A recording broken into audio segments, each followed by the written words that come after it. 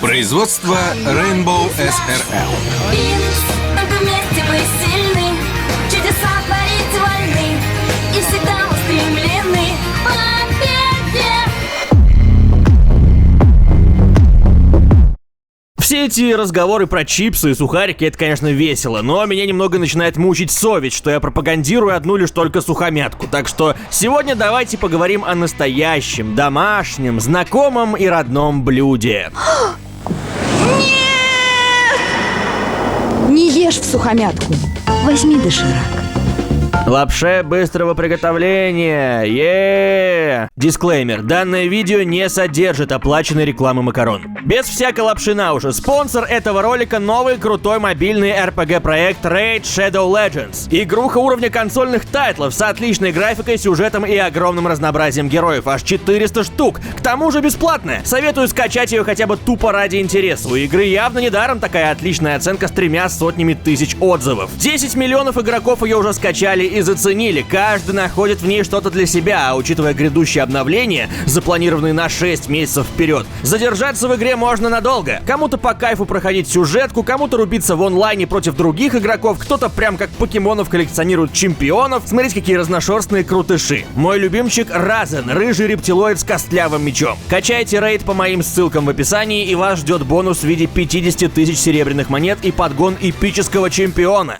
Итак, дошик, БПХ, бич-пакет, бомж-пакет. Это сейчас люди открыли, что данная божественная амброзия может заполнять не только пустоты вашего живота, но и в принципе любые пустоты. Раковину, там, кружку, бампер тачки. А вот издревле, а если точнее примерно с начала нулевых, человечество относилось к этому как к блюду, способному залатать вашу душу в одинокие вечера. Забавно, что лапша японского происхождения смогла не только прижиться на нашей территории, но и стать воистину народной вредной едой. И вот, собственно, тут наша лапша. Я обычно в дошираке всегда поднимаю лапшу и смотрю, есть там чё под ней или нет. Секрет ассимиляции крылся в невероятно низкой стоимости вкуснятины и приправах, а также, возможно, иллюзии того, что ты хаваешь что-то домашнее, горячее и бульонное, ведь все уже сварено и обжарено заранее. Вот, возьмите доширак. Мать всегда говорит, доширак лучше бутерброда, да и вкуснее. Вы нам здоровые нужны. Не, конечно, точить лапшу в сухомятку тоже распространенная практика, даже не считающаяся извращением, но сдается мне, что процесс убивания желудка так происходит куда быстрее. Давайте начнем с того, что вы нам расскажете, и мы покажем, Давайте. как эта лапша готовится. Готовится. Из чего и как она готовится. Поехали, Давайте, пожалуйста. смотрите, лапша это готовится из пшеницы, причем берется Из пшеница муки. с высоким содержанием клейковины. Из нее делается тесто. Очень крутое. Смотрите, крутое тесто, то есть чтобы оно клейкое было, потому что при изготовлении, в общем, теста... То есть мука и вода для начала. вода. БПХи появились после Второй мировой. Их папашей стал японец Момофуку Андо, открывший компанию Nissin Foods. Андо насмотрелся на послевоенное время и безумные очереди за раменом, заперся в своем сарайчике и начал экспериментировать с лапшицей, мечтая всех накормить. В 48 лет, из-за проблем с налоговой, успев уже отсидеть в тюряге, где, видимо, тоже хавка была так себе, он и придумал то, что сделало его национальным героем и вообще главным человеком века по версии японцев. Лапшу быстрого приготовления со вкусом курицы, которая завоюет весь мир. Дешево, быстро, вкусно, а главное, почти не сухомятка. Казалось бы, все, идеальный рецепт человеческого топлива уже изобретен, цивилизации больше некуда стремиться. Но Момофуку пошел еще дальше. Во время рабочей поездки в Америку в 1966 году он заметил, что заведующие супермаркетом, торгующим его лапшой, используют в качестве посуды вымытые одноразовые пенопластовые стаканчики из-под кофе. Они использовали их просто потому, что другой посуды не было под рукой, однако Андо пришло в голову, что это отличная идея для усовершенствования его продукта. Потому что, во-первых, стаканчиком можно завалить росгвардейца, а во-вторых, это просто удобно. И тогда все изменилось. Мир поделился на до и после. У японской лапши быстрого приготовления появился водонепроницаемый стаканчик из пенополиуретана, который помог обрести колоссальный успех на американском рынке. Не знаю, поедал ли Момофуку свою лапшу лично, но дожил мистер Дошик аж до 96 лет. Его прах даже развеяли в космосе, и спасибо, что по пачкам не расфасовали. В честь него, само собой, возвели памятник и открыли крутейший музей лапши. Еще одно туристическое местечко в списке Гиктрипа. Технология производства классической лапши быстрого приготовления толком не претерпела изменений с древнейших времен. Замешивание теста, изготовление тонких макарон, термическая обработка паром, сушка, жарка и расфасовка. Но у Nissin в этом плане дела обстоят куда круче. Судя по рекламе, нужен всего-то перекачанный орущий азиатский атлет.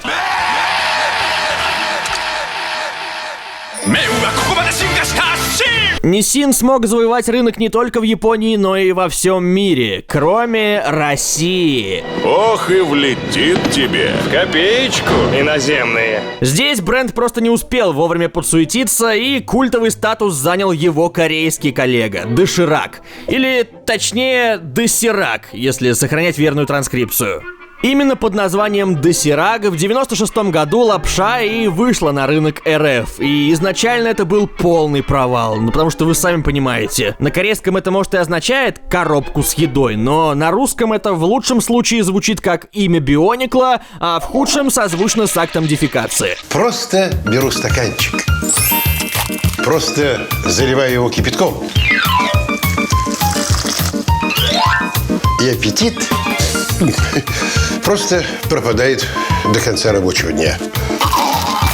Благо, довольно быстро название все же поменяли на Доширак, массово раскидали сухие макарошки по всем прилавкам нашей необъятной, запустили рекламу, и теперь эта корейская тетенька отпечаталась в подсознании у всей нации, а сам Доширак стал нарицательным. Ну, типа как у нас любые подгузники называют памперсами, любые копировальные аппараты ксероксами, а любые 8-битные приставки Дэнди. Название бренда ушло в народ. This is Доширак, понимать? Доширак? Теперь дошиком потребители часто называют в принципе любую лапшу быстрого приготовления. А конкурентов за гастритные желудки россиян хоть отбавляй. Прежде всего, это суперизвестный Ролтон. В отличие от корейского Доширака, Ролтон — это чисто российская разработка, и в своей рекламе там часто давили на народные и патриотические чувства. Попытки стать русским народным блюдом периодически побуждали Ролтон проводить веселые фотоконкурсы.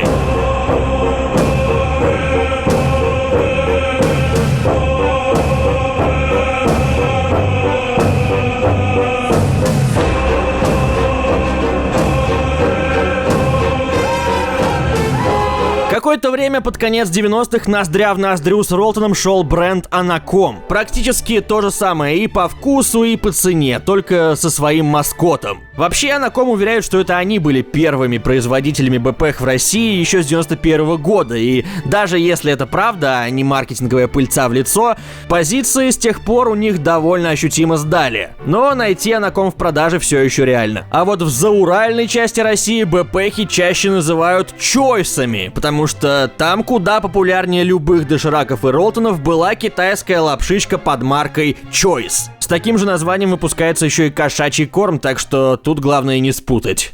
Хотя, какая разница, мне кажется, это на вкус идентично. Из современных громких аналогов дошика, которые активно рекламятся тут и там, можно отметить мажорный Big Lunch для офисного планктона и веселый молодежный Big Bon для рэперов. Судя по вот этой рекламе с Димастой. По-любому, профессор. Гибон за бигбон. Вариаций лапшичных брикетов по всей России были и есть десятки, но все они в основном довольно однообразны. King Lion, который почему-то читается как King Leon, а выглядит как упаковка от Несквика. Ну или Миви Мэкс с йодом. Йоу, типа как будто бы полезно. Золотистая жатва, извиняюсь. Из всего разнообразия выделяется, пожалуй, только украинский бич-пакет вьетнамского происхождения Мивина. Как-то раз производитель вбросил на рынок уму непостижимое хрючево. Сладкий дошик с фруктовыми наполнителями, который предлагалось заливать молоком. По отзывам, все это было похоже скорее на клей для обоев, чем на еду. Зато реклама в стиле «Матрицы». Конечно, по разновидностям БПшки у нас не дотягивают и до самой малой части представленного на азиатском рынке, где можно наткнуться, например, на фиолетовую лапшу, на лапшу со вкусом Принглс, на лапшу с покемонами. Но, скорее всего, нашим потребителям такое разнообразие и не нужно, ведь уже есть идеальный доширак, которому люди от чистого сердца посвящают видеоролики, песни и другое народное творчество. Кстати, производится доширак под Москвой, в городе Раменское. Почему из этого подмосковного рамена до сих пор не сделали туристический центр с дошик-лендом, музеями лапши и огромной статуей макаронного монстра, я хз. Пора поднимать туризм с колен! Я фотограф.